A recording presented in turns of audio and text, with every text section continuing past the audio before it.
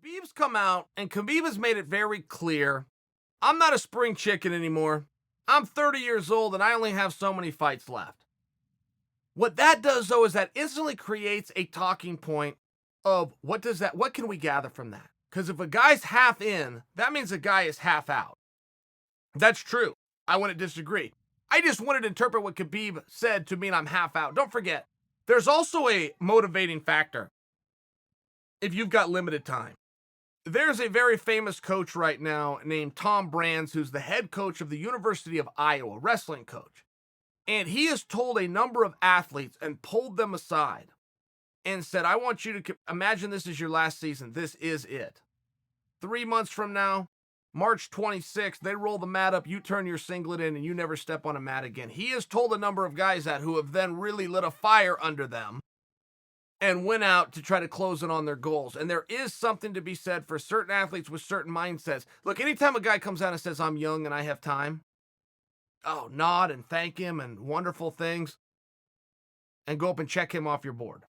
That is not a mindset you want. Anyone that says I'm young and I has time, and anything in life, you got a big glaring problem right there with that guy. That's just not who you want.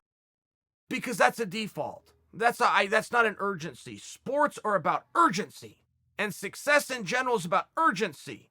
Greed. I need it now. I need it all. Henry Cejudo mindset. Give me all the gold. I'm getting the hell out of here.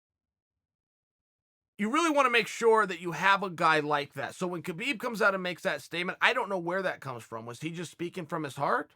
Was he speaking from guys that he had seen, and the guys he's been around right around that 30 was their peak? I don't know for sure. I don't know the data.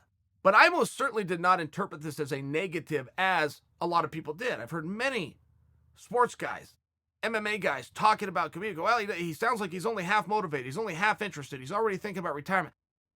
I've heard statements like that where I've come to that same conclusion, but that's not what I was hearing from Khabib. That's just not what I heard. I was hearing a guy that was saying, keep me busy. I've been out for a year. I lost some moments. I lost some memories. I will admit to you, what I am feeding to you is my interpretation. These words were not said. But there's a lot to be said about body language. There's a lot to be said about a guy like Khabib, where I've followed his career. Not only athletically, I've been in the gym. I've seen him train. I know a lot about Khabib. And those words to me meant I have some big goals, and I'm not going to put them off. I'm going to get them done. And there's something that I greatly respect about that. Guys, if I may real fast, there was a famous story of a conqueror. I believe it was Cortez, and I'm trying to think. I think he conquered Spain. Don't check my geographical facts, but one thing about it is he came in with his troops, and he came on boats. And he's got about 300 men, however many he's got getting off these ships. And as soon as they hit mainland, he tells his captains, go set those ships on fire. And all the men are going, set the ships on fire, then we can't return. And the leader, Cortez, said, exactly. We have to win. We have no other choice. And there's some real truth in that. That isn't a motivation. I actually know a guy that did that, Coach Tom Ryan, head coach at Ohio State University, won an NCAA championship for him. And when he was in college, he went to college with one thing. Didn't come from a family with a bunch of money, but he drove to college in his car, and his dad told him when he left, son, you go give this a try, and if it ever doesn't work out, you just drive on home and we'll figure it out. And Coach Ryan was going through his career, and it just wasn't working out. He wasn't getting the results he wanted. He wasn't getting the respect he wanted. He wasn't getting the workouts that he wanted in the room. And he realized one day, it's because I have a default.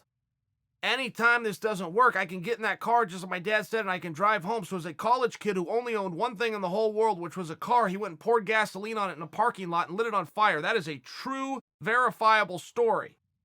6 months later, he was in the NCAA finals.